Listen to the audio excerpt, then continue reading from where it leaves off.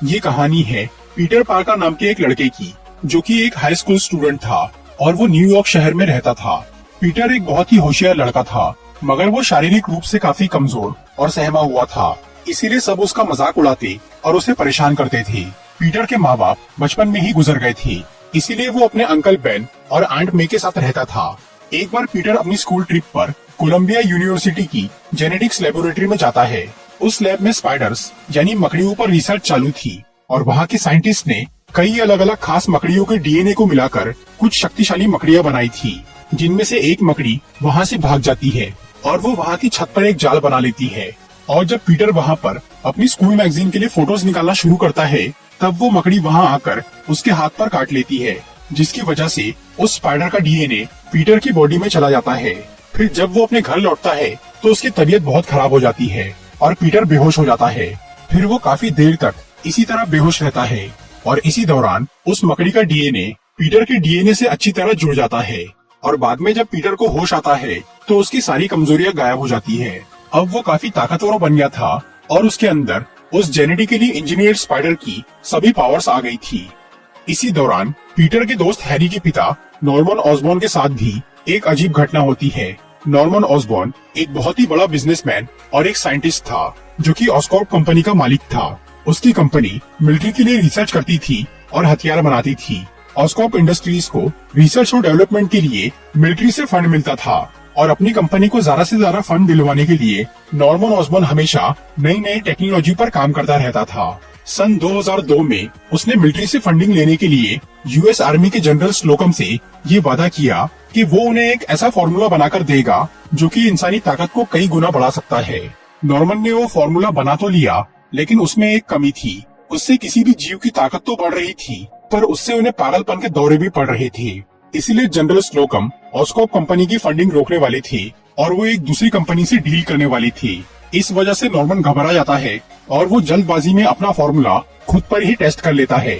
इससे उसकी शारीरिक क्षमता तो बहुत बढ़ जाती है, लेकिन वो थोड़ा पागल भी हो जाता है। नॉर्मन का दिमाग अब दो शख्सियतों में बढ़ गया था। उसका एक रूप तो पहले जैसा ही था, लेकिन उसका दूसरा रूप एक खूंखार राक्षस की तरह था। नॉर्मन का ये दूसरा अवतार उसके असिस्टेंट को मार डालता है और वो ऑस्कॉर्प कंपनी का फ्लाइंग ग्लाइडर और प्रोटेक्शन सूट चुराकर वहाँ से भाग जाता है और वो इन दोनों चीजों को नॉर्मन के घर में छुपा देता है।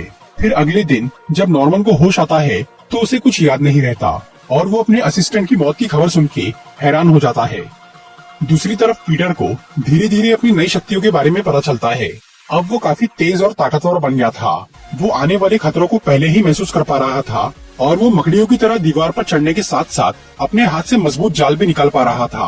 पीटर को ये समझ आ गया था कि वो उस जेनेटिक स्पाइडर की वजह से इतना शक्तिशाली बना है।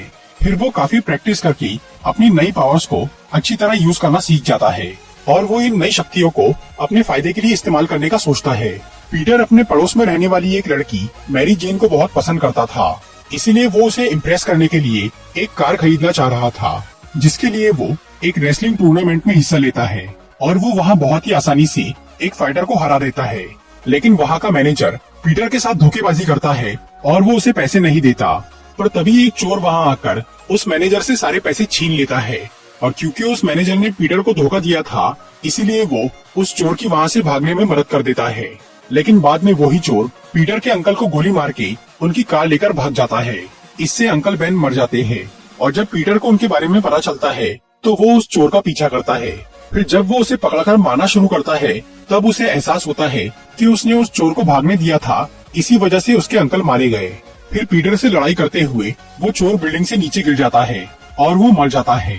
इस पूरी घटना का पीटर के दिमाग पर बहुत गहरा असर होता है और अब वो अपनी शक्तियों का सही इस्तेमाल करने का फैसला कर लेता है, क्योंकि उसके अंकल बेन ने उससे कहा था कि बड़ी शक्तियों के साथ बड़ी जिम्मेदारी भी आती है। इसीलिए पीटर अपनी हाई स्कूल की पढ़ाई पूरी करने के बाद जुर्म के खिलाफ लड़ना शुरू करता है। इस काम के लिए वो एक कॉस्ट्यूम बनाता है ताकि कोई उसे पहचान न सके और वो खुद का नाम स्पाइडरमैन रखकर पूरे शहर के गुंडों को पकड़ने लगता है। इसके साथ ही वो एक न्यूज़पेपर कंपनी में नौकरी करना चालू करता है और वो वहाँ स्पाइडरमैन की फोटोज बेचकर पैसे कमाता है। उधर नॉर्मन का वो दूसरा अवतार उस ग्लाइडर और प्रोटेक्शन सूट का इस्तेमाल करके क्वेस्ट कंपनी पे हमला कर देता है। ये वही कंपनी थी जिसके साथ जनरल स्लोकम डील करने वाले थे। इसीलिए नॉर्मन का दूसरा रूप ऑस्कॉर्प कंपनी को नुकसान से बचाने के लिए क्वेस्ट कंपनी को बर्बाद कर देता है और वो जनरल स्लोकम और कई लोगों को मार देता है। इस घटना के बाद से नॉर्मन का वो दूसरा रूप ग्रीन गॉब्लिन के नाम से मशहूर हो जाता है और क्वेस्ट कंपनी के बर्बाद होने से मिलिट्री वालों को ऑस्कॉर्प कंपनी से ही सौदा करना पड़ता है, जिससे ऑस्कॉर्प को बहुत फायदा होता है। नॉर्मन अपनी अचानक हुई इस तरक्की से बहुत हैरान और काफी खुश था, लेकिन तभी उसकी कंपनी के बोर्ड ऑफ डायरेक्टर्स ऑस्कॉर्प को बेचने का फैसला कर लेते हैं, क्योंकि कंपनी अभी बहुत प्रॉफिट में थी और उसकी अच्छी कीमत मिल रही थी। पर नॉर्मन इसके लिए राजी नहीं था, इसीलिए कंपनी के बोर्ड ऑफ डायरेक्टर्स उसे कंपनी से निकाल देते हैं। इससे नॉर्मन को बहुत गुस्सा आता है और उसका गॉब्लिन अवतार फिर से जाग जाता है। ऑस्कॉर्प के बोर्ड ऑफ डायरेक्टर्स एक फेस्टिवल के दिन कंपनी को बेचने वाले थे। उस फेस्टिवल में नॉर्मन का बेटा हैरी, पीटर और मैरी जेन भी आए हुए थे। तभी अचानक वहाँ पर ग्रीन गॉब्लिन आ जाता है और वो कंपनी के बोर्ड ऑफ डायरेक्टर्स को मार डालता है।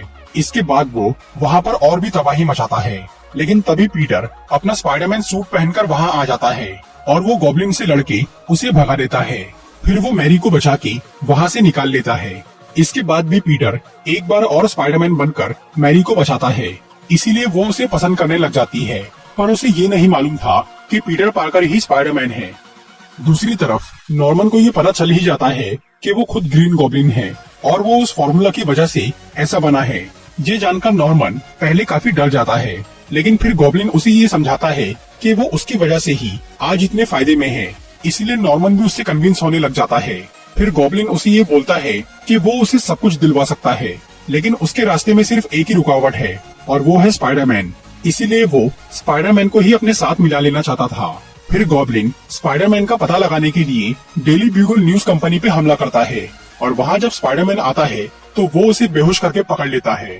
फिर गॉब्लिन उसे दूर ले जाकर अपने साथ काम करने और पूरे शहर पे राज करने की बात करता है, लेकिन स्पाइडरमैन उसका ऑफर ठुकरा देता है।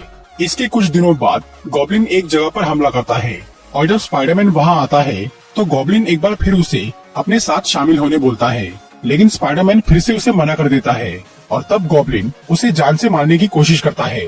स्पाइडरमैन उससे बच तो जाता है, लेकिन उसके हाथ पर एक गहरी चोट लग जाती है और वो वहाँ से भाग जाता है।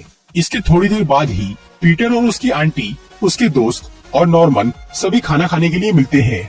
तभी नॉर्मन पीटर के हाथ पे वो जख्म देख लेता है जो कि उसने स्पाइडरमैन को दिया था और वो समझ जाता है कि पीटर ही स्पाइडरमैन है। इसीलिए अब गॉब्लिन स्पाइडरमैन पे सीधे वार करने की बजाय पीटर के करीबी लोगों को मारने का फैसला करता है, ताकि इससे वो कमजोर पड़ जाए। इसीलिए गॉब्लिन पीटर की आंट में पर हमला करता है। इससे वो मरती तो नहीं, पर वो काफी घायल हो जाती है और ये देखकर पीटर समझ जाता है कि गॉब्लिन उसकी असलियत जान चुका है। उधर नॉर्मन को हैरी के जरिए ये पता चल जाता है कि पीटर मैरी जेन से बहुत प्यार करता है। इसीलिए अब गॉब्लिन मैरी को किडनैप कर लेता है और वो पीटर को न्यूयॉर्क शहर के क्वींसबोरो ब्रिज पर बुलाता है। वहाँ पर गॉब्लिन काफी तबाही मचाता है और वो बच्चों से भरी एक ट्रेन पे हमला करके उन्हें हवा में लटका देता है। फिर जब स्पाइडरमैन वहाँ पर आता है तो वो उसे मैरी या उन बच्चों में से किसी एक को बचाने बोलता है, लेकिन स्पाइडरमैन उन दोनों को ही बचाने में कामयाब हो जाता है और तब गॉब्लिन स्पाइडरमैन को पकड़ के एक वीरान बिल्डिंग में लेकर जाता है और वहाँ वो उसे बहुत मारता है। इससे पीटर काफी जख्मी और कमजोर हो जाता है, लेकिन जब गॉब्लिन उसे बोलता है कि वो उसे मारने के बाद मैरी को भी मार डालेगा, तब पीटर अपनी पूरी ताकत इकट्ठा करके गॉब्लिन से लड़ता है और वो उसे हरा देता है। और तब गॉब्लिन अपनी जान बचाने के लिए अपना नकाब उतार देता है, जिससे पीटर को ये पता चल जाता है कि वो असल में नॉर्मन ऑसबॉर्न है। फिर नॉर्मन पीटर को बोलता है कि गॉब्लिन उस पर हावी हो गया है और उसी ने सारे गलत काम किए। वो पीटर से माफी मांगता है, पर उसका गॉब्लिन अवतार उतनी देर में अपने ग्लाइडर को तैयार करता है ताकि वो पीटर भी पीछे से वार कर सके, लेकिन पीटर अपने स्पाइडर सेंस से वो खतरा महसूस कर लेता है और वो वहाँ से हट जाता है, जिससे गॉब्लिन खुद अपने ही ग्लाइडर से मारा जाता है। इसके बाद पीटर नॉर्मन का गॉब्लिन सूट उतार के उसकी बॉडी उसके घर पे रख देता है, क्योंकि नॉर्मन ने मरते वक्त उससे कहा था कि हैरी को उसकी असलियत ना बताए। हैरी को ये तो नहीं पता चलता कि उसके पिता ही ग्रीन गॉब्लिन थे, लेकिन वो स्पाइडरमैन को उनकी लाश वहाँ रखता देख ये मान लेता है कि स्पाइडरमैन ने ही उन्हें मारा है। बाद में नॉर्मन का फ्यूनरल होता है, जिसमें हैरी ये कसम खाता है कि वो अब स्पाइडरमैन से बदला लेगा। फिर मैरी वहाँ पीटर से मिलके उसे बोलती है कि भले ही स्पाइडरमैन ने उसकी जान बचाई है, लेकिन फिर भी वो पीटर से प्यार करती है, क्योंकि उसने हमेशा उसका ख्याल रखा है। हालांकि पीटर भी उससे प्यार करता था, लेकिन वो उसे प्रपोज नहीं करता, क्योंकि उसे डर था कि उसके स्पाइडरमैन होने की वजह से मैरी मुसीबत में पड़ सकती है। इसीलिए वो उससे दूर हो जाता है और वो स्पाइडरमैन बनकर अपना फर्ज निभाने में लग जाता है। तो दोस्तों, ये थी स्पाइडरमैन मूवी की एक्सप्लेनेशन वीडियो। अगर आपको ये वीडियो अच्छी लगी हो तो इसे लाइक और शेयर जरूर करिए। और हाँ, redwolf.in को जरूर चेकआउट करिए। इसका लिंक डिस्क्रिप्शन में है। और मेरा कोड movies10 यूज करके 10% डिस्काउंट का फायदा उठाइए।